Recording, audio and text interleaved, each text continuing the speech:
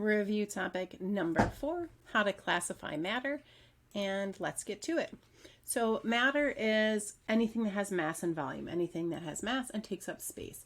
Classified first into pure substances and mixtures. A pure substance is something that has a definite composition. And the two types of pure substances are elements. Elements of one kind of atom. So it could be O2 or it could be just helium occurring as a single atom. As long as it is the same type of atom, bonded or not, it is still an element. A compound has two or more types of atoms that are bonded to each other.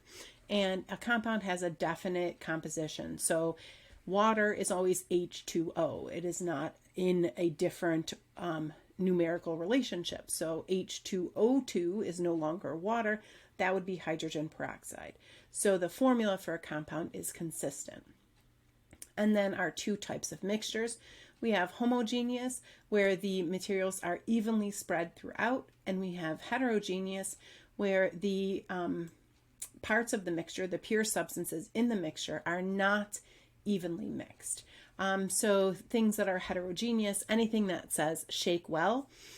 Air is a homogeneous mixture. Salt water, anything that is aqueous, homogeneous mixture. And that's it for this topic. I told you, short and sweet.